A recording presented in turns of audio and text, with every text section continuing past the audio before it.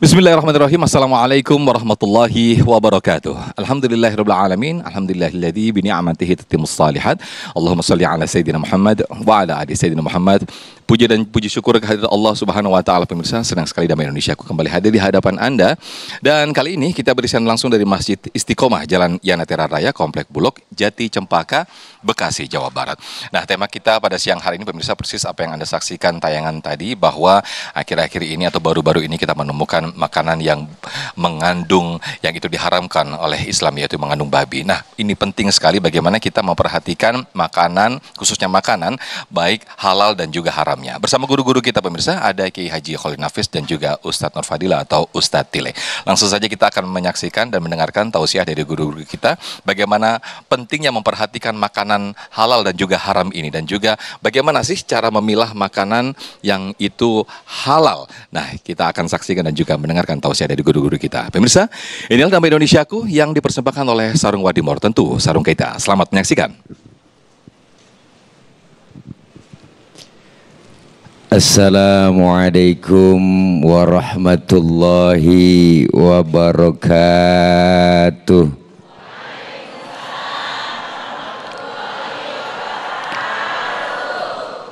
Bismillahi walhamdulillah. Alhamdulillahilladzi amarona wa aujabana bil ibadah. Wassalatu wassalamu ala rasulillah Sayyidina Muhammad ibn Abdillah. La hawla wa la quwata illa billah. Amma ba'du. Yang mulia guru kami Al-Mukarram Al-Ustaz Kiai Haji Khalil Nafis, kita doakan beliau senantiasa sehat walafiat,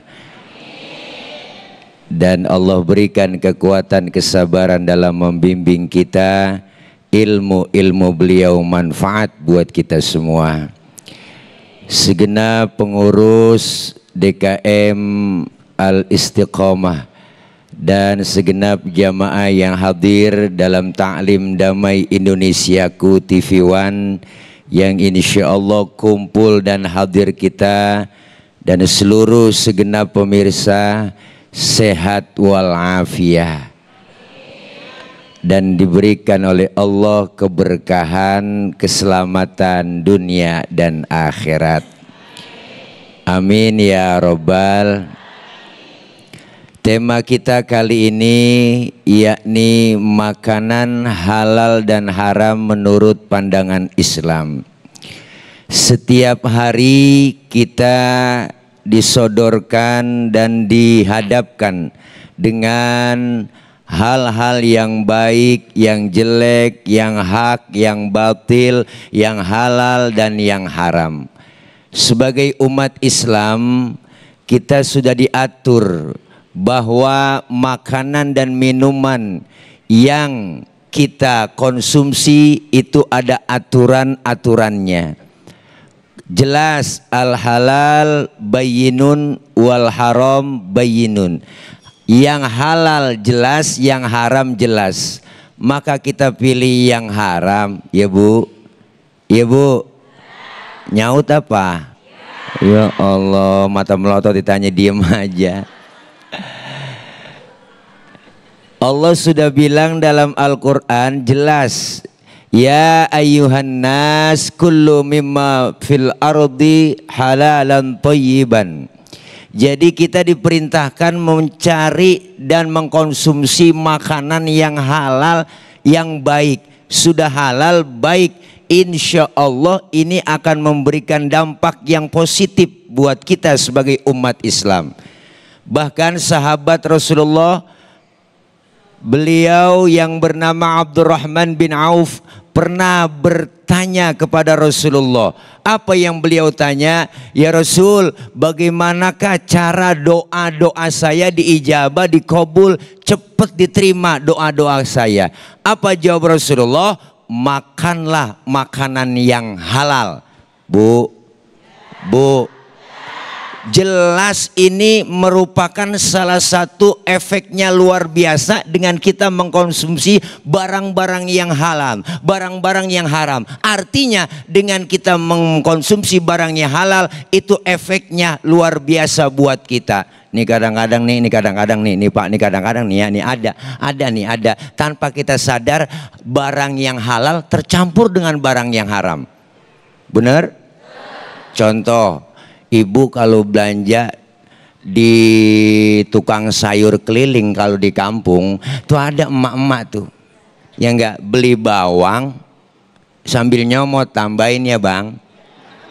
Ayo dah, mulutnya ngomong tambahin tapi tangannya udah nyomot. Yang tukang dagang kalau gua bilangin udah dipegang, kalau nggak dikasih udah diambil. Nah akhirnya tuh bawang kecampur dengan barang yang halal. Akhirnya bawang yang haram kecampur bawang yang halal. Dikonsumsi sama keluarga, anak makan, suami makan. Akhirnya apa? Ini menyebabkan efek yang luar biasa. Kalau sudah masuk barang yang haram ke dalam perut, hati-hati bu. Hati-hati.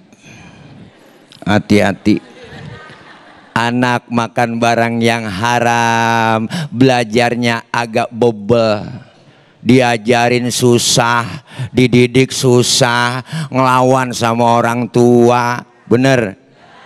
Padahal yang kita makan itu rasanya kurang berpengaruh menurut kita, tapi pengaruhnya dalam Islam luar biasa. Bu, apalagi terjadi sekarang, kita nggak tahu dibungkusnya luar biasa. Barang yang haram, labelnya hal. Minyak babi cap onta. Bener bu? Mendingan minyak onta cap babi daripada minyak babi cap onta. Ini gambaran buat kita semua. Dulu Rasulullah ketika Isra Mi'raj kan disuruh minum sama malaikat Jibril. Hei Muhammad, ini ada 2 minuman, yang satu arak, yang satu susu. Silahkan pilih, ambil dan minum. Rasulullah dengan tegas mengambil dengan jelas minuman yang berupa susu. Apa kata malaikat Jibril? Laqad asabtal haq. Kau telah benar Muhammad memilih yang namanya susu. Andaikan saja kau pilih arak, umatmu akan jadi pemabuk semua. Mabuk harta, mabuk jabatan. Cari mabuk apa bu? Iya. Nah ini merupakan ajaran yang luar biasa bahwa Islam mengatur itu semua. Dari hal yang kecil apapun dalam Islam ada. Bu, di Islam dari mulai kita masuk rumah, keluar rumah, ajarannya lengkap. Suruh baca doa, bener? Masuk kamar mandi, keluar kamar mandi, doanya ada. Ya kan bu? Mau makan, selesai makan doanya ada. Adab akhlak makan diajarin dalam Islam. Kalau makan satu nampan berempat itu ada adabnya. Nih dengerin. Pertama suapan kecilin, jangan gede-gede. Makan. Yang kedua lagi makan bareng sama temen, jangan ngeliatin muka temen kita lagi makan. Adabnya dipakai. Yang ketiga emang jatah kita bagian di situ, rawatin, maju mundur situ aja udah. Jangan punya teman kita cogro sebelah, wah longsor. Bu, diatur dalam Islam. Bangun tidur, mau tidur doanya ada. Tidur sama suami sama istri ada doanya. Cuman jarang keburu kebaca. Semua diatur dalam Islam. Sampai hal makan aja ibu luar biasa. Adab akhlaknya diajarin, apalagi sumbernya kita tahu, mana yang halal, mana yang haram, kita tahu kok, bener. Sampai adab dalam kumpul, umpama nih kita kumpul bu, kumpul ini adab Islam nih, ini adab Islam nih bu. Kita kumpul, terus kita dengar ada orang buang angin. Yang dengar orang buang angin disuruh pura-pura kagak denger. Ini kadang-kadang aneh, siapa nih kentut begitu? Ramai jadi udah silent aja silent. Maka ini diajarkan semua, termasuk makanan yang halal, makanan yang haram udah jelas berpengaruhnya luar biasa dalam hidup dan kehidupan kita. Yang kedua, berpengaruh buat siapa? Buat efeknya kita itu tinggal di masyarakat. Kita makhluk sosial. Artinya apa? Ketika ada orang berbuat yang tidak baik, memakan makanan yang haram, suka mabuk-mabukan, artinya orang pun berkata dan berpikir, dasar tukang mabuk. Bener Bu? Dasar suka konsumsi. Kenapa leher botol kecil Bu? Karena dicekekin mulu tiap hari sama dia. Nih, maka kita kepengen, ayo lewat Damai Indonesiaku, pengajian hari ini tema halal dan haram, untuk sertifikasinya jelas ada beliau nanti yang akan membahas, ya kan, karena beliau ya dari MUI udah jelas. Pokoknya insya Allah mudah-mudahan kita terhindar dari barang-barang yang haram. Insya Allah kita bisa memilah dan memilih mana yang hak dan mana yang batil, apalagi dalam mengkonsumsi makanan dan minuman dalam hidup dan kehidupan kita. Karena udah berdiri hostnya ya, jadi saya undur diri ya. Terima kasih, ntar kita lanjutin. Terima kasih ya Bu ya. Ya, assalamualaikum.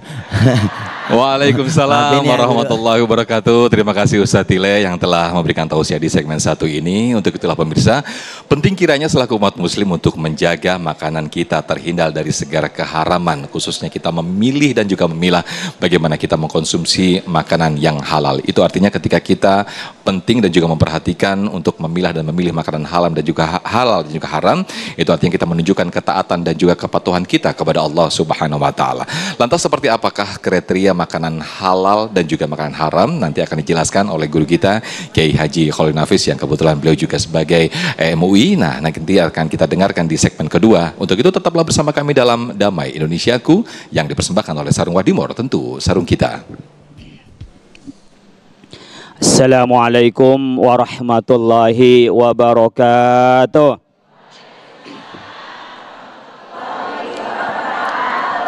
Alhamdulillahi wa kafa, wassalatu wassalamu ala sayyidina al-mustafa Muhammad wa ala alihi wa ashabihi ahli sidqi wal wafa.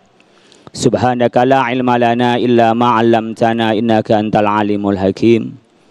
Bapak Ibu sekalian, keluarga besar jamaah Masjid Al-Istiqomah rahimakumullah, mudah-mudahan selalu dalam lindungan Allah, dimudahkan rezekinya, mudah-mudahan oleh Allah Subhanahu wa taala dirahmati dan husnul khotimah. Tadi yang terhormat Ustadz Tile sudah menyebutkan tentang bagaimana yang halal dan yang haram, termasuk antara laki-laki dan perempuan ada waktunya dan ada caranya kapan itu halal dan kapan itu haram. Intinya dalam ajaran Islam adalah menjelaskan al-halalu bayyinun wal haramu bayyinun, bukan bayyinah ya, bayyinun jelas kata Ustadz Tile tadi. Wa ma bainahuma umurun mushtabihatun la ya'lamuhunna katsirun minan nas. Halal jelas, haram jelas. Karena ajaran Islam itu hanya 3. Kalau enggak halal jadi haram. Kalau antara halal dan haram itu namanya syubhat, mutasyabihat. Antara minta tambahan tangan ngambil duluan. Tapi kata Ustadz Tile, siapa yang biasa begitu?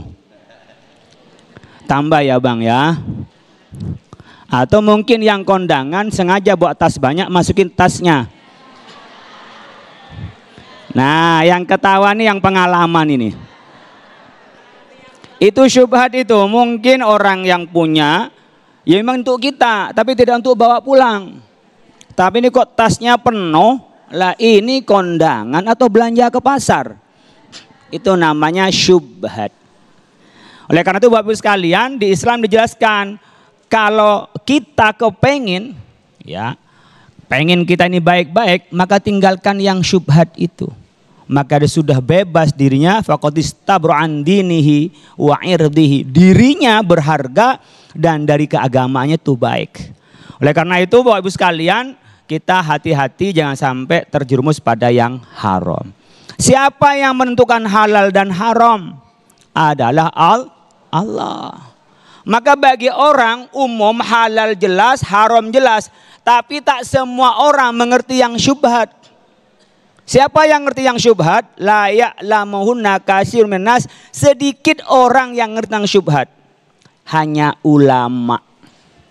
Makanya Bapak sekalian, dulu ditentang tuh ketika ada sertifikasi halal. Ngapain sertifikasi halal? Sertifikasi haram aja.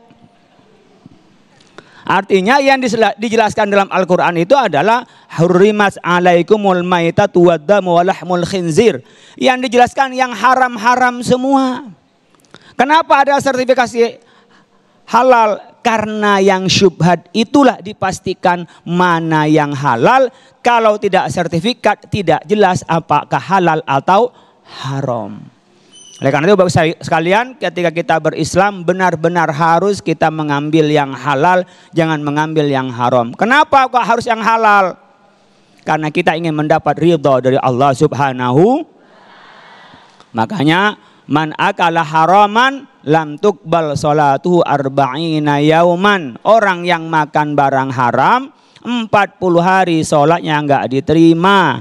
Kata Ustaz Tile tadi disampaikan itu nanti anaknya bebel, anaknya nakal, didoain nggak nyampe, doanya nggak pernah diterima. Kenapa? Karena yang dimakan adalah barang haram. Oleh karena itu Bapak sekalian, kita tidak akan sempurna berislam kalau tidak menghindari yang haram, menjauhi yang haram dan makan yang halal. Dan kita pastikan kalau syubhat kita ambil, ya, yang halal saja, yang syubhat ditinggalkan. Jangan sampai diambil.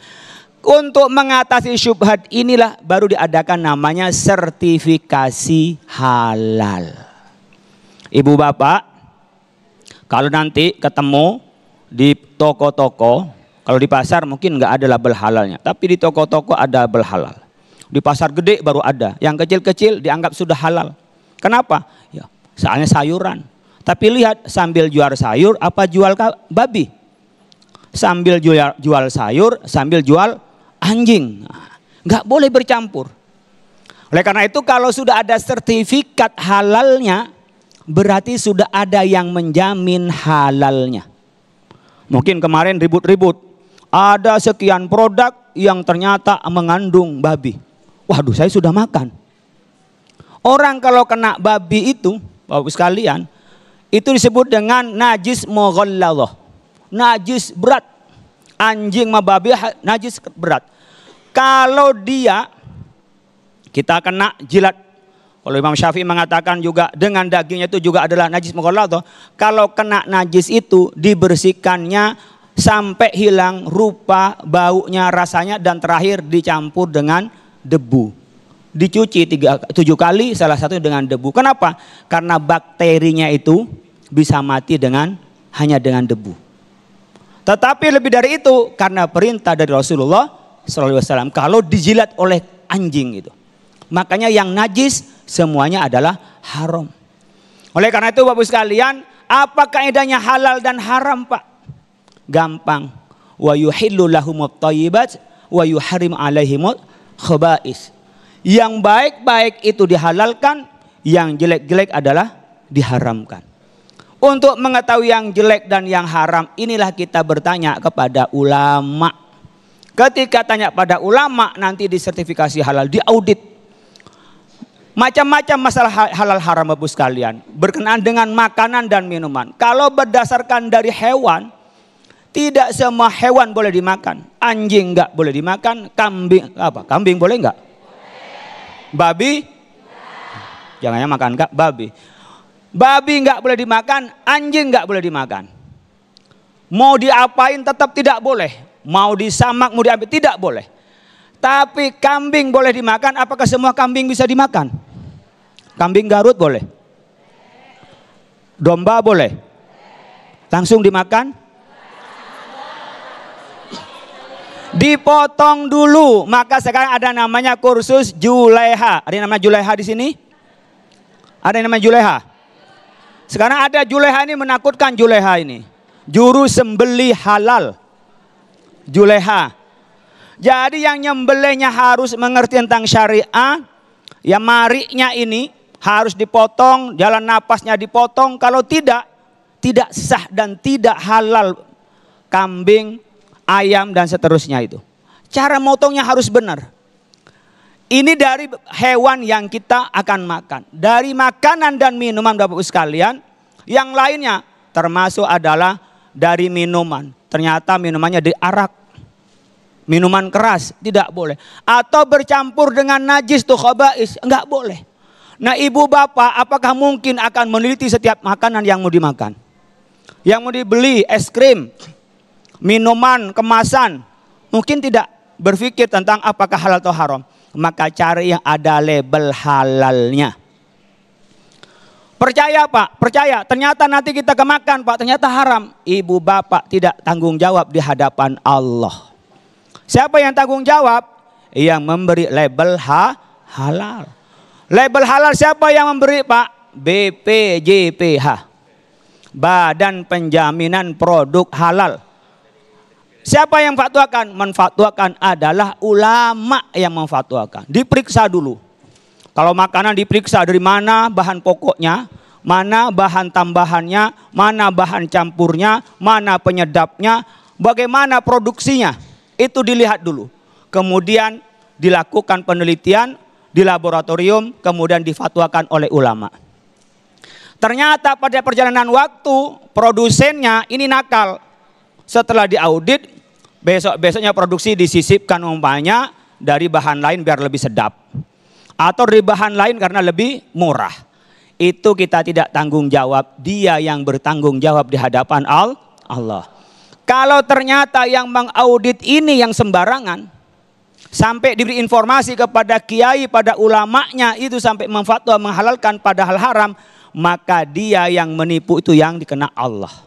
Akan dihukum oleh Allah. Tapi kalau ulamanya yang main-main, dia akan dihukum oleh Allah. Jadi nanti ibu bapak yang penting beli yang sudah ada label halalnya, itu tak usah takut-takut. Kenapa? Semua yang tanggung jawab adalah yang membuat label halal. Tapi kalau sembrono, yang penting dibeli, yang penting makan. Apalagi di daerah di mana di situ umat Islam sedikit, seperti halnya di Eropa, di mana umpamanya di daerah yang orang Islam sedikit, benar-benar berhati-hati karena mudah sekali bercampur dengan makanan yang itu adalah haram. Kalau kita sudah baik-baik mencari yang halal, sudah ada labelnya halal, tapi ternyata ada kenakalan atau ulamanya yang main-main, maka ulamanya yang bertanggung jawab di hadapan Allah. Sehingga kalau ditanya oleh Allah nanti, kamu makan yang halal? Makan ya Allah, tapi itu haram. Saya sudah beli ada labelnya ya Allah. Maka orang yang memberi label itulah yang akan bertanggung jawab di hadapan Allah Subhanahu wa ta'ala. Oleh karena itu Bapak sekalian, umat Islam sadar mengkonsumsi yang halal. Beli di pasar, lihat kalau ada orang jualan dekat-dekat dengan jualan yang najis, itu Bapak sekalian pastikan tidak terciprat dengan makanan yang najis itu. Kalau najis dibersihkan, disucikan dari yang najis itu. Sehingga yang dikonsumsi benar-benar halal, doa kita diterima oleh Allah Subhanahu wa ta'ala. Kenapa penting? La yuraddul qada'u illa biddu'a. Tidak bisa mengubah keadaan kecuali dengan doa. Ad-doa silahul mu'min. Doa itu ada senjata orang mukmin. Kalau sudah doa kita tidak diterima oleh Allah gara-gara makan barang haram, insya Allah kita hidupnya kurang baik, kecuali diampuni oleh Allah Subhanahu wa ta'ala.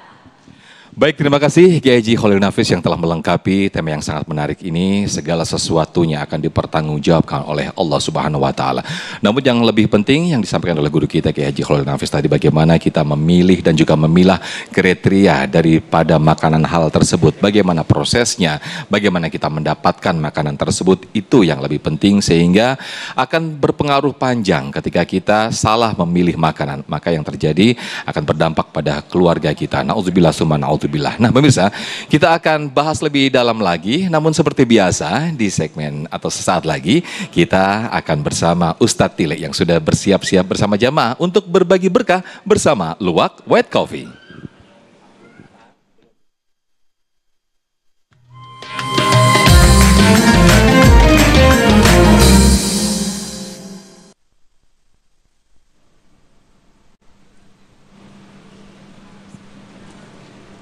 Ya, alhamdulillah luar biasa kita banyak mendengarkan penjelasan dari guru kita Kiai Haji Khalil Nafis. Kali ini saya akan berbagi berkah kepada para jamaah yang hadir bersama Luwak White Coffee. Jamaah yang beruntung dan bisa menjawab pertanyaan dari saya, insya Allah dapat 1 juta rupiah, luar biasa, tapi dipotong pajak ya. Ya iyalah potong pajak. Masya Allah. Pertanyaannya, siapa yang bisa menjawab pertanyaan dari saya? Insya Allah yakin 1 juta rupiah. Oke? Ya, pertanyaannya, sebutkan surat dan ayat dalam Al-Quran yang memerintahkan umat Islam untuk mengkonsumsi makanan dan minuman yang halal dan menjauhi yang haram. Yuk. Ah ya, boleh ya, siapa teh? Jawabannya apa? Maju. Oh ya, boleh maju. Oh maju, nah maju dulu. Oh maju dulu, iya. Ini dia. Namanya siapa teh? Assalamualaikum warahmatullahi wabarakatuh. Waalaikumsalam. Ya nama? Perkenalkan Pak Ustadz, nama saya Susan Herlina. Susana, wah serem juga ini. Iya, Susana. Iya, Susana. Jawabannya apa? Al-Quran Surah Al-Baqarah ayat 168. Iya betul, 1 juta rupiah buat Teh Susana. Insya Allah berkah tapi dipotong pajak. Ini hadiahnya langsung terima. Boleh diabadikan. Nah, kemarin dikit ya. Nah, mantap. Iya mantap. Ntar buat apa ini? 1 juta. Iya buat belanja. Ya, terima kasih. Oke, jangan kemana-mana. Kita terus bersama Damai Indonesiaku mendengarkan nasihat-nasihat dari ulama kita. Terima kasih. Wassalamualaikum warahmatullahi wabarakatuh.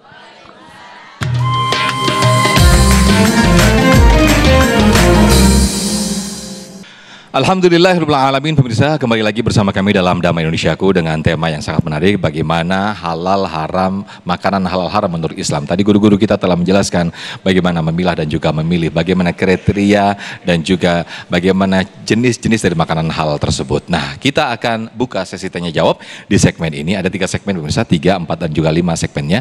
Nah, kami persilakan 1 jamaah dari bapak-bapak dan 1 jamaah dari ibu-ibu. Saya persilakan terlebih dahulu jamaah dari bapak untuk boleh berdiri, diperkenalkan namanya ya Pak ya, kemudian juga disebutkan pertanyaannya. Silakan. Assalamualaikum warahmatullahi wabarakatuh. Waalaikumsalam warahmatullahi wabarakatuh. Pertanyaan nama saya adalah Selamat Gori. Pak Selamat Gori. Iya. Baik, silakan pertanyaannya Pak. Pertanyaannya adalah yang disampaikan bahwa halal menurut Al-Quran sudah jelas. Tetapi yang kurang jelas adalah turunannya. Misalnya babi, tadi sampaikan itu jelas. Tapi banyak turunannya itu yang kita belum jelas. Misalnya sikat gigi yang mengandung itunya dari bulu babi, misalnya seperti itu. Bagaimana hukumnya? Yang kedua, yang secara politis, yang baru-baru ini dikeluarkan oleh MUI bahwa produk-produk dari Israel adalah haram. Bagaimana maksudnya haram tersebut? Terima kasih. Assalamualaikum warahmatullahi wabarakatuh. Waalaikumsalam warahmatullahi wabarakatuh. Kiai Haji Khalil Nafis dulu yang akan menjawab bagaimana turunan barang-barang atau produk-produk yang itu masih ada kandungan babinya seperti sikat gigi. Emang ada ya Pak sikat gigi yang bulunya itu dari bulu babi ya Pak ya? Silakan Kiai Haji Khalil. Ibu bapak, ternyata anatomi kita ini paling dekat dengan anatominya babi.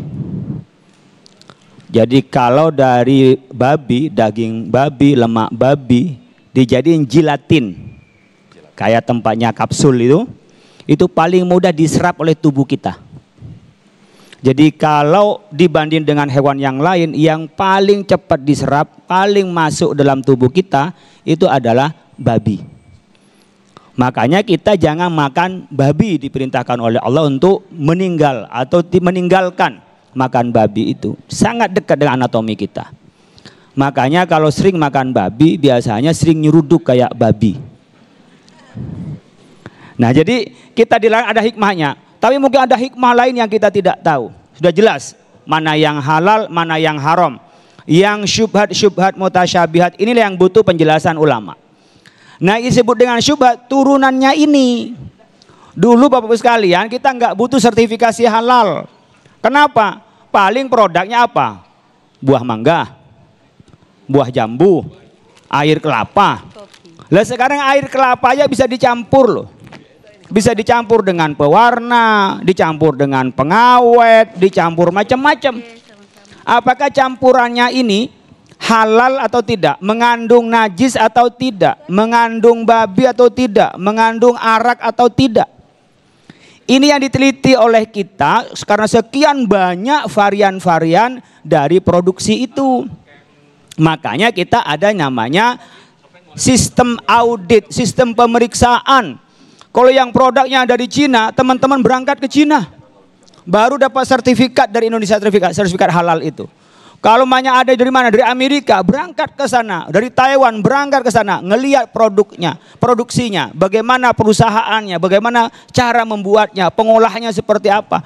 Inilah yang dijelaskan oleh ulama. Makanya kalau bicara soal audit ilmuwan, tapi soal halal haram ada pada kewenangan ulama.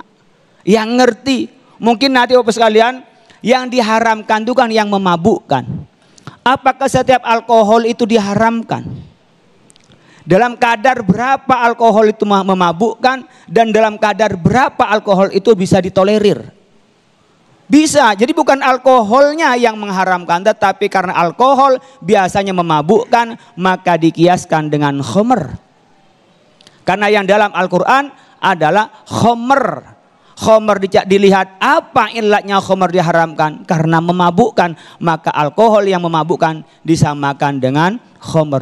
Kullu muskirin haramun wa kullu muskirin najisun. Setiap yang memabukkan itu adalah haram, setiap yang memabukkan itu adalah jenisnya najis. Ini varian, nanti kesambung dengan apa? Produk-produk yang memabukkan. Saya nggak gitu hafal dengan minuman-minuman keras karena saya nggak pernah nyoba. Jadi nggak nyebut produk saya, jadi nggak hafal. Manapun yang dikategorikan minuman keras dan itu dilihat kadar alkoholnya, ketika ini bercampur dengan makanan kita, mungkin ada penyedap ya. Kalau kita pakai dengan arak, khamr itu najis.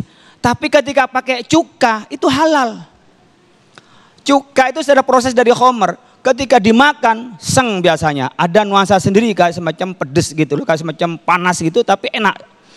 Itu dilakukan untuk apa? Persaingan usaha. Itulah Pak yang dilakukan oleh kami di Majelis Ulama Indonesia setelah diperiksa oleh tim audit namanya. Jadi ada BPJPH yang kalau orang mau sertifikasi itu daftarnya BPJPH, Badan Jamiah Produk Halal. BPJPH itu nanti akan mengutus namanya LPH, Lembaga Pemeriksa Halal, yang datang dia ke lapangan. Lembaga Pemeriksa Halal ini nanti lapor lagi ke BPJPH. Badan Jaminan Produk Halal. BPJPH setelah selesai semua sudah sempurna baru dikirim ke Majelis Ulama Indonesia untuk dilihat apakah ini halal atau haram. Yang kecil-kecil sekarang sudah ada ulama yang memang incas di situ yang bisa menilai langsung apakah halal atau haram. Sehingga urusan halal haram adalah kewenangannya para ulama. Itu yang disebut dengan turunannya itu yang susah. Nah, turunan itulah yang kita lakukan sertifikasi halalnya di situ. Makasih. Baik, terima kasih Kiai Haji Khalil Nafis atas jawabannya dan kami persilakan untuk selanjutnya, untuk penanya selanjutnya kepada para jamaah ibu-ibu. Boleh berdiri tadi yang sudah ditunjuk, yang sudah siapkan mic-nya. Oke, boleh. Oh, ini teteh-teteh ini ya. Silakan. Boleh diperkenalkan namanya, kemudian disampaikan pertanyaannya. Baik. Assalamualaikum warahmatullahi wabarakatuh, Ustadz. Waalaikumsalam warahmatullahi wabarakatuh. Izin bertanya sebelumnya, maaf. Perkenalkan, nama saya Dita. Izin bertanya, sebelumnya kan kita di sini tahu ya bahwa kayak stand-stand pecel lele di pinggir jalan atau mungkin makanan-makanan yang di pinggir jalan yang belum ada sertifikat halalnya. Oke, kita tahu bahwa di situ makanannya memang halal. Maksudnya dalam kata lain itu maksud ayam gitu ya, ayam atau mungkin lele atau gimana. Yeah. Nah, terus tapi kita tuh di situ tidak tahu disembelihnya itu sesuai aturan Islam atau enggak gitu. Oke, bagaimana ya Ustadz? Terima kasih. Baik, ini bagian dari kehati-hatian mungkin ya Ustadz Tile ya. Bagaimana ketika kita mengetahui ragu-ragu, bagaimana nih penyembelihan dan juga prosesnya. Silakan Ustadz Tile. Iya, terima kasih Teh Dita, pertanyaannya yang luar dalam. Luar biasa. Ibu. Jadi tadi guru kita sudah menjelaskan bahwa kenapa dahulu nggak perlu sertifikasi halal, karena memang makanannya jelas, sayur-sayuran, binatang ternak, lele, ayam gitu.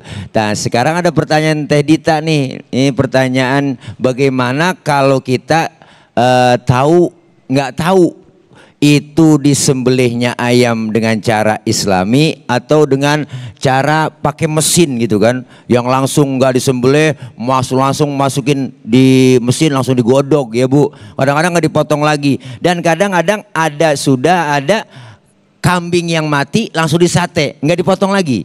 Nah seperti itu banyak. Nah ini kalau memang kita merasa ya enggak itu kita yakin dipotong dengan cara yang halal, ayo nggak apa-apa, yang penting kita sudah husnuzon, sudah baik sangka. Kecuali kalau kita melihat dengan mata kepala kita sendiri bahwa ini ayam memang benar nggak disembelih gitu loh, atau memang langsung dimasukin ke mesin atau dimatiin begitu saja dengan benda yang keras. Nah kita husnuzon bahwa yang dagang ini orang baik, yang dagang ini orang muslim yang paham dengan apa yang dilakukan untuk cara yang halal. Jadi kita husnuzon aja, nggak usah kita teliti sendiri, jadi kesinggung ya kan. Nah ini jangan-jangan dia motongnya tukang pecel lele, ya ayamnya nggak dipotong nih ya kan. Nah ini bisa menimbulkan masalah, jadi kita husnuzon aja. Nah kita kayak makan di apa tuh yang ayam dikeredongin apa dipakai jaket. Ya iya begitu dah. Nah iya itu yang dibungkus itu, kita kan nggak tahu tuh dipotongnya dari cara yang benar atau enggak kan begitu. Tapi kita husnuzon ya enggak. Dengan kita husnuzon nggak kena hukum itu tadi tak. Ya kita insya Allah mudah-mudahan kita bisa meneliti, memilah dan memilih untuk cari makanan yang memang benar-benar halal, halalan toyiban, halal toyib.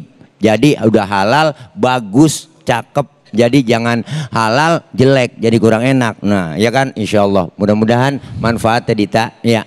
Makasih semuanya ya. Baik, baik terima kasih Ustadz Tili atas Iya. jawabannya. Mungkin ya kalau bisa ditambahkan apa yang disampaikan oleh Kiai Haji Khalil Nafis, bagaimana mempertanggungjawabkan kepada Allah Subhanahu Wa Taala gitu ya. Silakan mungkin yang ditambahkan Yai. Nah, jadi gini, Ibu Bapak, kalau di tempat yang baru sama sekali tidak ada namanya label halal. Kita lihat saja, oh ini yang jual muslim nih. Ya sudah, yakinlah dia pasti dengan cara Islam halal. Husnudzon aja. Tapi mohon maaf, ini non muslim namanya ragu. Da'ma yuribuk ila mala yuribuk. Tinggalkan yang ragu, ambil yang enggak ragu. Pergi di tempat lain. Ini berkenaan dengan bahan olahan. Nah kayak seperti umpamanya motong ayam Bapak Ibu sekalian. Dulu pernah menjadi polemik tentang yang disetrum dulu. Itu namanya stunning. Ini kan biasanya saya dulu pernah mengaudit itu. Jadi ayam itu gantung begini kena air, kemudian setelah itu dia tidak sadar kayak orang nggak sadar, pingsan. Nah dia ketika dipotong tidak bergerak. Sudah tinggal potong tuh, karena motong banyak kan, semalam bisa motong 1000 tuh, cos gitu. Begitu juga sapi. Saya pernah audit ke New Zealand. Sapi itu stunning dulu, kena air yang itu ada setrumnya, kemudian stunning dia pingsan, tinggal dipotong. Jadi nggak usah pakai ditali kayak di sini sampai kena tendang segala itu. Jadi nggak ada. Nah itu kalau ternyata stunning itu mematikan sampai terlalu keras sampai mati, dia jadi bangkai, nggak boleh dikonsumsi. Gimana cara ngukurnya Pak? Biasanya tim audit itu ketika ngambil ayam ini kan pingsan, dilepas gitu. Kalau berapa waktu ini masih sadar lagi, berarti dia masih hidup. Tapi kalau berapa waktu terus mati, berarti stunning naik keras dan dia sudah jadi bangkai. Kalau ini namanya terjadi penipuan, maka yang dosa dia. Kalau sudah ada halalnya. Tapi biasanya itu kalau nanti ada penyimpangan begitu sudah ada pidananya, dia melanggar. Tapi kalau ada label halalnya tentang pemotongan itu RPH, ya rumah potong hewan, itu biasanya sudah dilakukan penelitian bahwa polanya sudah benar dan memang cara nyembelihnya itu benar. Mana yang harus dipotong. urat nadinya, kemudian pernapasannya yang harus terpotong itu. Jadi kita husnudzon jangan sampai ribet hidup gara-gara takut halal haram. Ya, tapi kita perlu hati-hati. Baik, mungkin tadi ada katanya mau menambahkan apa yang ditanyakan oleh salah satu jamaah tadi. Jadi ada haram itu kan ada dua, Bu. Ya. Bapak sekalian, ada haram li dzatihi, ada haram li ghairihi. Karena esensinya haram. Darah, najis, anjing, babi itu memang aslinya haram. Tapi ada li ghairihi. Ayam sebenarnya tuh halal, tapi sembelihnya salah menjadi haram gitu ya. Sama umpamanya esensinya karena prosesnya. Ini air, ini ada kopinya dong, nggak ada nih, nggak ada kopinya. Kopi ini halal, tapi ngambilnya punya Ustadz Tile, saya ambil, itu jadi prosesnya haram. Nah, kita memboikot produk-produk Israel itu bukan karena barangnya haram, tapi kita mencegah, tidak membantu terhadap agresi Israel kepada Palestina. Jadi ini bukan karena barangnya haram, kita mengharamkan membantu Israel menyerang Palestina. Jadi siapapun yang bergerak membantu Israel, kita tidak boleh membantu. Termasuk orang yang bisnisnya itu milik Israel, yang nanti dipakai beli bom membunuh orang-orang Palestina. Jadi bukan barangnya yang haram, dukungannya kepada Israel untuk nyerang Palestina itu yang diharamkan. Itu bagian wala-wal baroknya kita ya, ya. Baik. Baik, terima kasih. Kita akan perdalam lagi dan masih ada 2 segmen lagi untuk sesi tanya jawab pemirsa. Namun sebelumnya saya akan sampaikan nanti di segmen 5 ada segmen nasihat Ustadz. Nah, di mana ini para pemirsa bisa mengajukan pertanyaan lewat Instagram kami, yaitu @damaiindonesiaku_tv1. Sekali lagi @damaiindonesiaku_tv1, Anda tuliskan di kolom komentar kami. Sesaat lagi tetaplah bersama kami dalam Damai Indonesiaku. Alhamdulillahirrahmanirrahim. Sekarang sudah bersama guru-guru kita Ustadz Tile dan juga Kiai Haji Khalil Nafis. Di segmen 4 ini kita persilahkan kembali untuk sesi tanya jawab dan para jamaah untuk bisa mengajukan pertanyaannya. Kami persilahkan atas nama Ibu Helmiati ya. Ibu Helmiati boleh berdiri silakan, akan dijawab terlebih dahulu oleh Ustadz Tile. Biasanya ini cocok nih sama emak-emak nih ya. Assalamualaikum warahmatullahi wabarakatuh. Waalaikumsalam warahmatullahi wabarakatuh. Perkenalkan nama saya Ibu Helmiati dari Majelis Taklim Al-Hidayah Balaraja Tangerang. Pak Ustadz, sekitar 15 tahun yang lalu karena ketidaktahuan saya, ketika saya di Singapura, saya makan makanan yang ternyata itu adalah olahan B2 atau daging babi ya. Itu real karena tidak tahu saya. Jadi bagaimana cara saya membersihkan diri saya karena saya sudah mengkonsumsi makanan tersebut. Dan yang kedua, hal-hal apa saja sih yang bisa membuat makanan halal itu bisa menjadi haram? Itu saja pertanyaan dari saya. Mohon penjelasannya. Wabillahi taufiq wal hidayah. Wassalamualaikum warahmatullahi wabarakatuh. Waalaikumsalam warahmatullahi wabarakatuh. Menarik pertanyaan dari Ibu Helmiati. Udah 15 tahun nih Ustadz Tile makan babi ya kan. Ternyata nggak tahu ya Ibu ya. Baru sadar. Nih gimana nih cara membersihkan dan juga menghapus dosa-dosa tersebut. Silakan. Nama siapa Ibu apa? Ibu Helmiati. Helmi. Ibu Helmi aja ya Bu ya? Iya, Ibu Helmiati, luar biasa. 15 tahun berarti lama juga udah ya.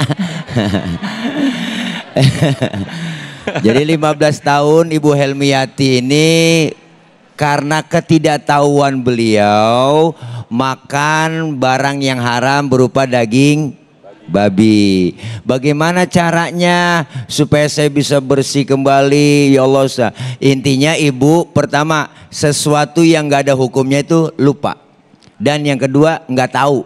Bener Bu? Karena Ibu memang benar-benar nggak tahu. Apa memang Ibu tahu? Enggak.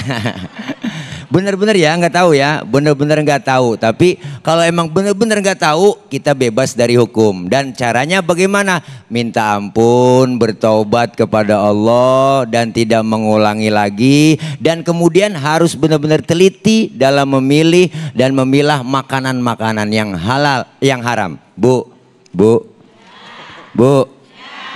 itu makannya di Singapura. Iya. Oh, di sono kerja sono. Jadi bentuknya di stick bukan. Oh, abon. Oh, rasanya bagaimana Bu? Jadi penasaran. Jangan sampai ini dibungkusin 15 tahun udah lupa berarti. Ya, Iya nggak kelihatan kalau udah jadi abon ya Ustadz ya. Jadi abon memang nggak kelihatan. Ya, iya.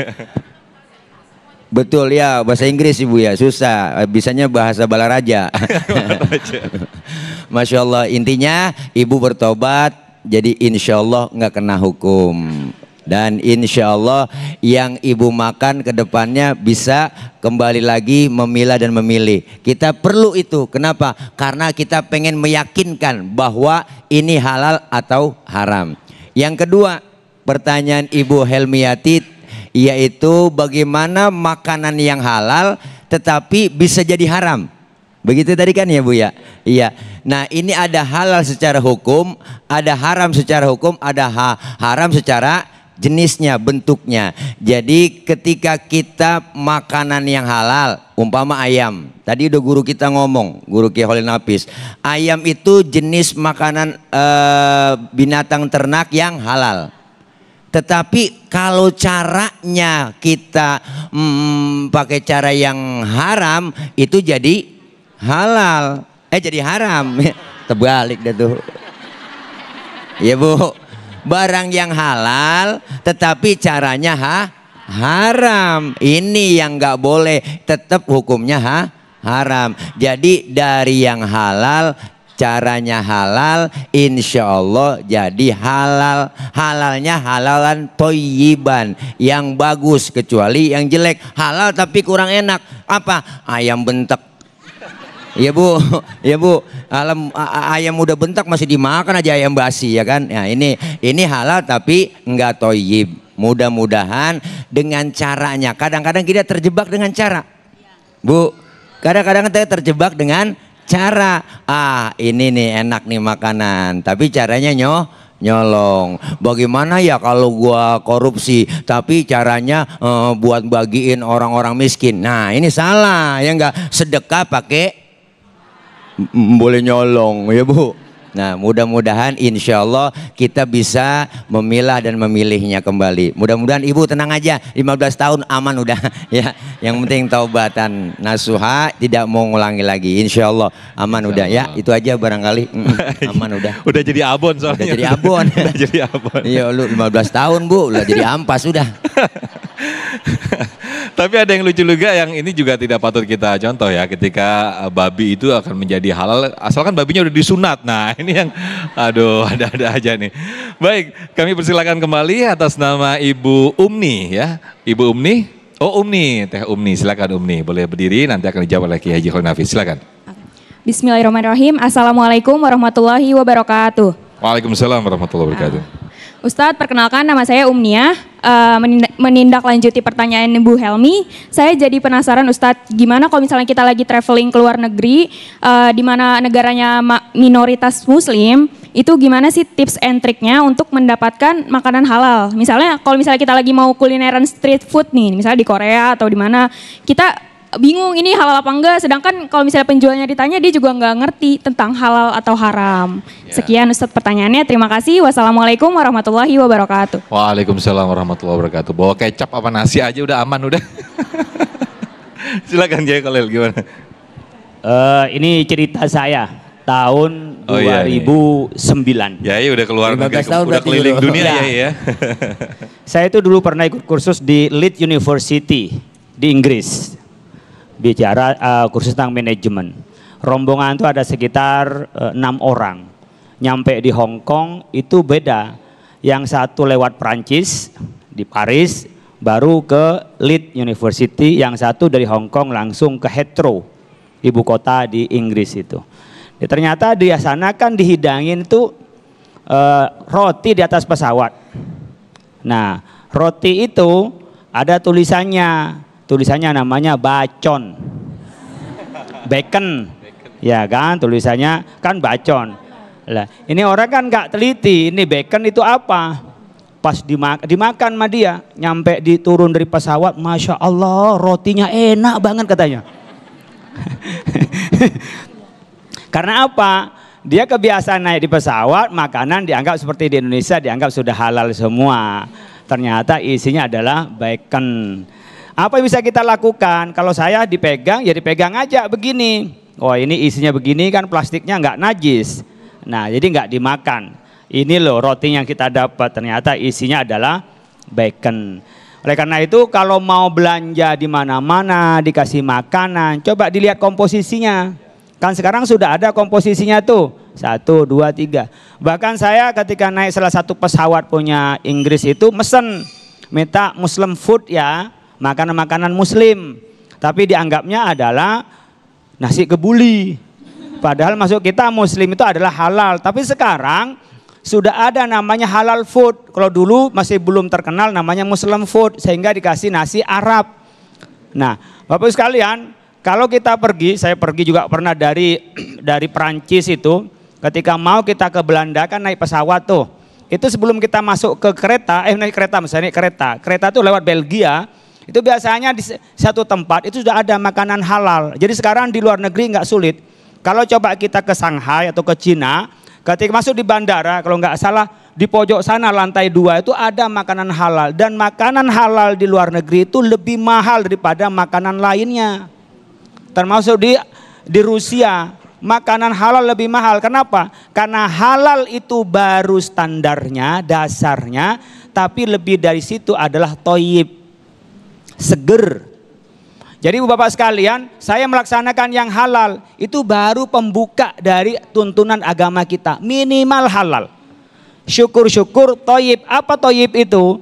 Kondisinya bagus, sesuai dengan proteinnya pada kita, kemudian sesuai dengan kondisi tubuh kita. Oleh karena itu sekarang sudah menjadi lifestyle dunia. Halal lifestyle. Apakah fashion? Kenapa fashion dikatakan halal? Sebenarnya fashion itu nggak dimakan, baju-baju.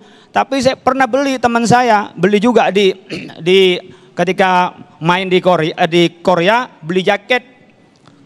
Nggak dilihat kulitnya, cakep memang. Pas dibuka ternyata terbuat dari B2, bukan 2B ya, B2. Akhirnya apa? Nggak kepake. Begitu juga sering beli sepatu, itu kadang-kadang nggak terasa, cakep nih, dipakai aja, nggak dilihat.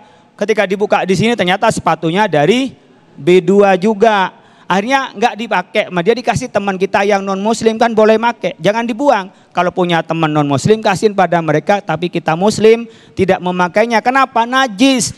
Kalau kena kaki gimana setiap kita mau sholat harus dibasuh 7 kali, salah satu nyari debu ya kalau dapat debu. Nah umpamanya. Jadi kita Bapak sekalian sekarang halal sudah menjadi tren dunia, di mana-mana ada. Makanya sekarang najis dikatakan soal ini haram. Karena kita menjelaskan najis, menjelaskan ini kesulitan orang-orang yang nggak ngaji. Udah kita tak sampaikan saja. Kok ada kulkas sertifikasi halal Pak? Makan kucing kok sertifikasi halal? Kalau makan kucing ditaruh di kulkas, ini tadi dari halal Bu ya, halal. Halal kita punya daging kambing, daging ayam, dicampur dengan makan kucing. Yang itu ada unsur babinya umpamanya, ada unsur anjingnya umpamanya, ada unsur najisnya.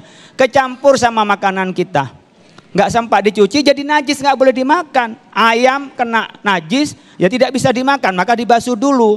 Oleh karena itu kadang-kadang disertifikasi, wah ini makanan kucing kok disertifikasi, karena akan bercampur dengan kita, maka kita sangat sulit menjelaskan lebih detail, maka hanya mengatakan ini halal, ini haram. Itu.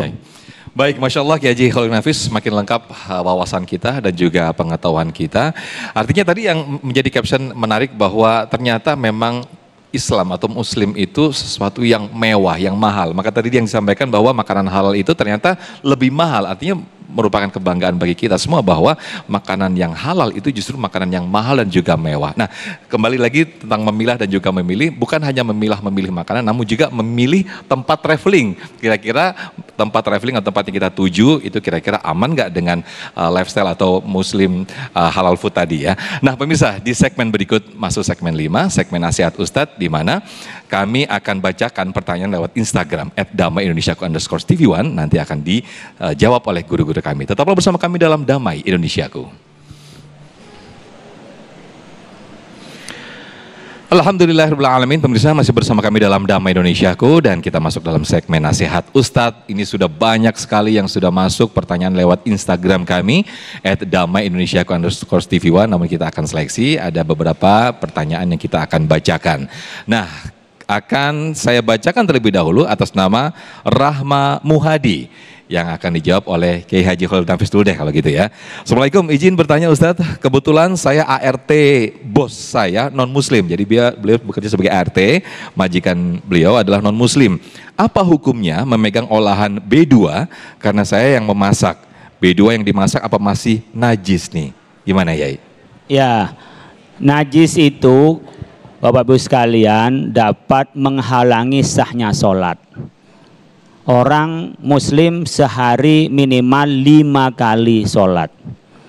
Kalau dalam keadaan najis maka sholatnya tidak sah, bukan tidak diterima tapi tidak sah.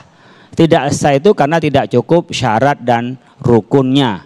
Tapi kalau diterima berkenaan dengan kehendak Allah menerima ibadah kita.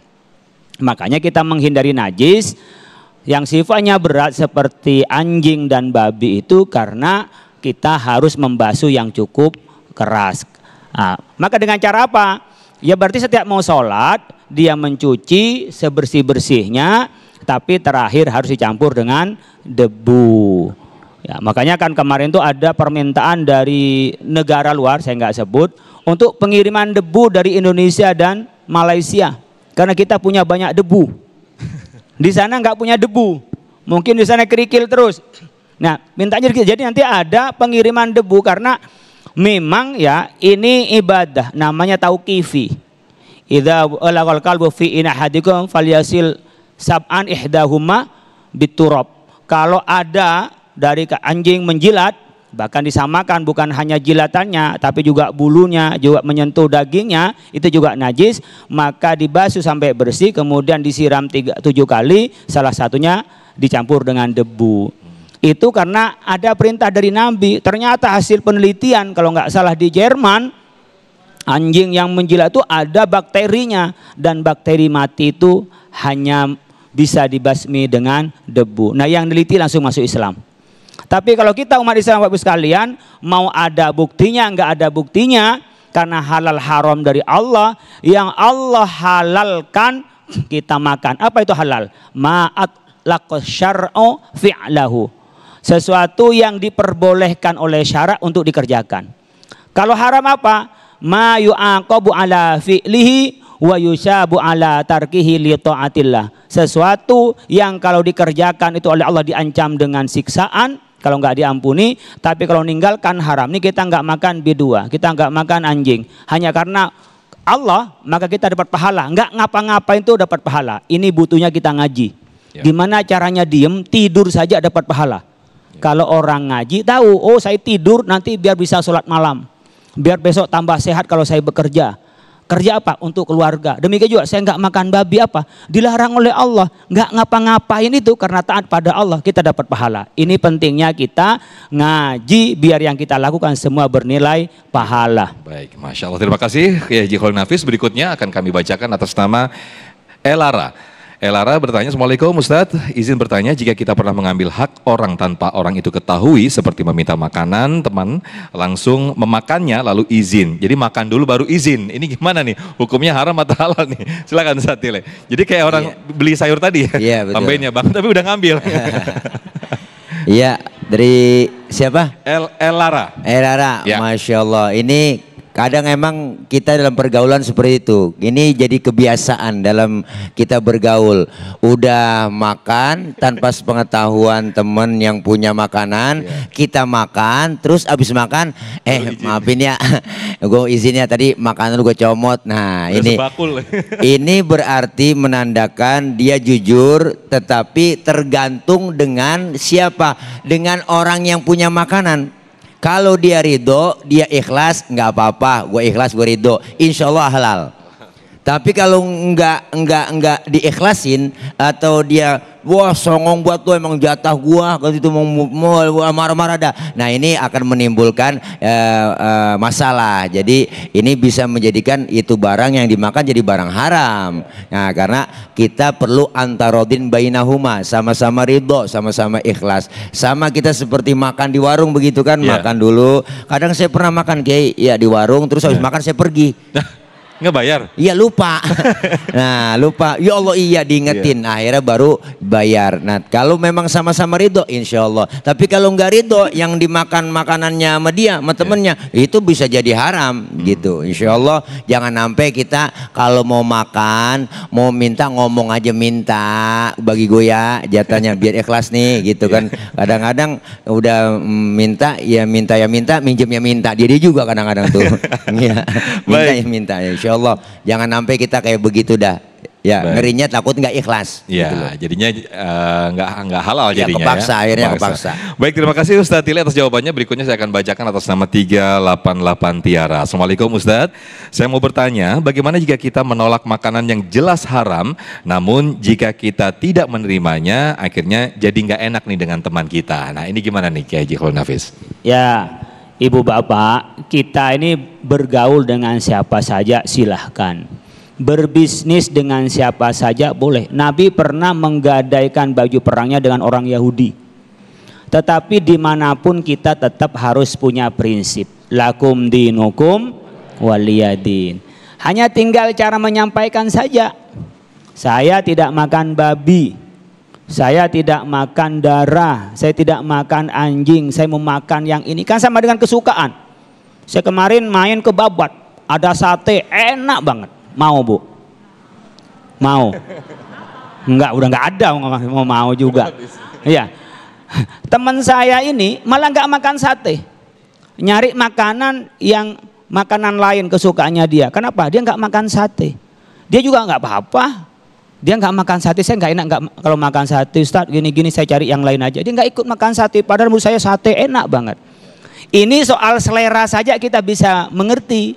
Jangankan dengan orang lain. Suami istri aja kan beda.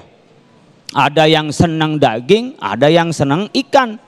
Ya kan? Paling kalau nggak ikut makan dengan suaminya, nemenin suaminya makan, nggak ikut makan kan?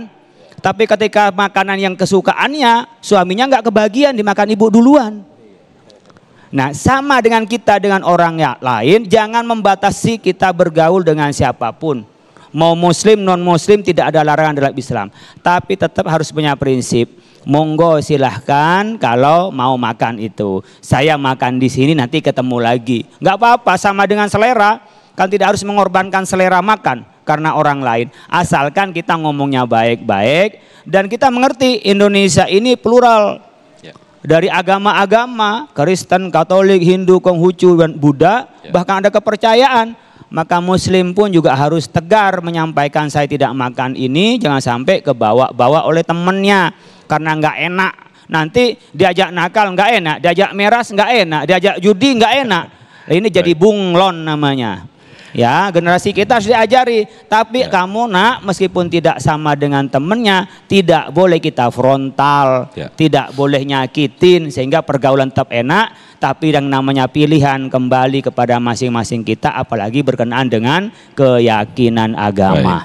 Baik, terima kasih Kiai Haji Khairul Nafis. Dan berikutnya ini satu pertanyaan yang menarik, ini atas nama Ros 2003 yang akan dijawab oleh Ustadz Tile. Assalamualaikum Ustadz. Bagaimana hukum minuman kaleng bir berlabel 0% alkohol? Nah ini kan banyak ya, tapi bir ini ya, bir tapi labelnya alkohol 0%. Nah ini banyak kita temuin di sejumlah minimarket nih, gimana Ustadz Tile? Iya, ini ada tulisan bir tapi alkoholnya 0%. Nah ini perlu diteliti dulu namanya. Kadang-kadang inilah salah satu tugas daripada yang memberikan wewenang BPJPH yang memberikan wewenang untuk memberikan sertifikasi halal.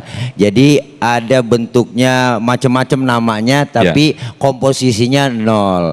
Nah, kalau alkohol selama tidak memabukkan sedikit, kan itu buat kepentingan biasanya untuk dokter penyembuhan itu sering kan kayak bius itu ya kan. Nah ini perlu penyampaian yang benar-benar kepada jamaah, kepada umat, kepada masyarakat. Kalau ada 0%, nah itu jawabannya GMUI yang tahu. Iya, nah, mungkin ditambahkan kalau 0% itu apakah halal, apakah haram, apakah ini namanya bir jadi haram atau enggak? Karena 0%. Nah ini kita perlu teliti dulu Iya. sebenarnya. Jangan hanya sekedar komposisi Nah. di situ 0, tapi kita nyatanya ada. Iya, Gitu jadi loh. biar jadi-jadian gitu. Biar jadi-jadian. Ini kadang-kadang Jadi banyak kalau yang mungkin begitu. bisa melengkapi, silakan ya. Bisa melengkapi ke Khalil Ya, Hafiz. pertanyaan itu adalah orang yang ragu. Ah, Ini benar-benar 0% Iya. atau tidak. Oke. Maka dak ma yuribuk ila ma la yuribuk. Jadi Iya. sikapnya tidak perlu membelinya. Nah, Kecuali bir peletok. itu mantap itu. Kalau bir peletok boleh. Betawi itu bir peletok itu. Itu Sehat, guru itu. Nah, sehat. Iya. Ini orang Betawi Ini nih. bir, Ah. birul walidain. Birrul walidain. Birrul walidain, iya. Nah, jadi gini Bapak sekalian, ada kategori, saya pun juga nanya kepada teman-teman yang memang ilmunya di bidang alkohol. Iya. 0 sampai 0,0%, 0,5 kalau nggak salah. Dari situ masih ditoleransi untuk kepentingan. Oke. Seperti parfum itu butuh untuk hal seperti hal itu Medis perlu. begitu ya, Medis. ya. Nah di sini harus dimitigasi memang. Tidak boleh sembarangan. Seperti saat Tile tadi sampaikan, memang kita ada, oh ini yang boleh, yang ini tidak boleh. Jadi tidak semua alkohol harus murni sama sekali. Tapi kalau sudah pasti kosong alkohol, ya pasti boleh. Tapi jangan sampai kosong alkohol ada najisnya. Nah, jadi kan bukan hanya alkohol saja yang haram. Jadi kalau kita teliti itu banyak variannya. Kayak makanan itu, mulai dari bumbunya, minyaknya, semua. Baik. Saya dulu pernah saya kursus juga di NUS, National University of Singapore. Tahun 2009 itu di sana sudah menerapkan mana yang halal, mana yang haram. Teman-teman yang muslim, dia tempat makannya beda. Naruh piringnya beda. Jadi punya restoran yang itu ada B2-nya, ternyata piringnya dicampur, itu perlu diingatkan. Kalau kita tahu di situ, kita nggak usah nginep di situ. Nanti pagi-pagi makannya begitu. Tapi sekarang sudah diedukasi jangan sampai dicampur dan itu bagian dari ketentuan undang-undang kita. Baik, Itu. Masya Allah. Terima kasih Kiai Haji Khalil Hafiz, kemudian juga Ustadz Tile, terima kasih. Untuk jamaah tadi yang sudah diberikan kesempatan, mohon maaf ini durasinya udah habis. Karena Masya Allah ini pertanyaan-pertanyaan yang sangat menarik sekali, pembahasan tema yang sangat menarik sekali. Mudah-mudahan apa yang disampaikan oleh guru-guru kita semakin menambah keyakinan kita, semakin menambah kehati-hatian kita dalam memilih dan juga memilah makanan mana yang halal dan juga mana yang haram. Tetaplah bersama kami dalam Damai Indonesiaku. Alhamdulillahirrahmanirrahim. Pemirsa, tidak terasa kita sudah di penghujung acara Damai Indonesiaku, dan sesaat lagi pemirsa jangan lupa Anda bisa menyaksikan program Sah Selalu Ada Hikmah bersama Koh Dennis Lim. Bintang tamu yang akan kami undang atau narasumber yang akan kami undang yaitu salah seorang tunanetra yang justru Masya Allah dengan kekurangan fisiknya beliau mendalami ayat-ayat suci Al-Quran. Banyak inspirasi dan juga hikmah tentunya dalam program Sah Selalu Ada Hikmah. Nah pemirsa, ini sekaligus menutup perjumpaan kita. Saya Muhammad Sofyan pamit undur diri. Nanti kita akan berdoa bersama-sama yang akan dipimpin Kiai Haji Khalil Hafiz. Saya Muhammad Sofyan dan acara ini dipersembahkan oleh Sarung Wadi Mortentu Sarung Kita serta didukung Luwak White Coffee mengucapkan terima kasih. Wabillahi taufik wal hidayah. Wassalamualaikum warahmatullahi wabarakatuh. Bapak sekalian, mari kita akhiri majelis dengan berdoa kepada Allah Subhanahu wa taala. Mudah-mudahan diberikan tetap iman dan Islam, selalu dalam lindungan Allah Subhanahu wa taala, mudah rezeki serta dalam keadaan sehat walafiat. Nastaghfirullahaladzim, Allahumma salli wa sallim ala Sayyidina Muhammad wa sallim. Ya Allah, ya Rahman, ya Rahim, ya Fattah, ya Razak, ya Fa'alu lima yurid, lakal hamdu kama yanbaghi li jalal wajhil karim wa azimi sultanik. Allahumma inna nas'aluka al-huda wat tuqa wal afafa wal ghina.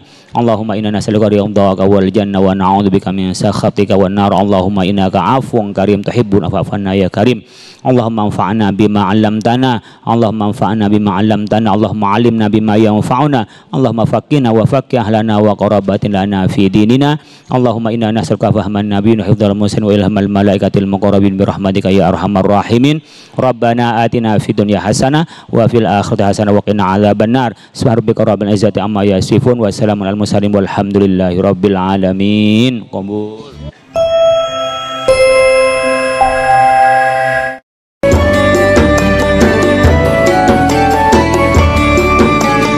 Anda baru saja menyaksikan Damai Indonesiaku dipersembahkan oleh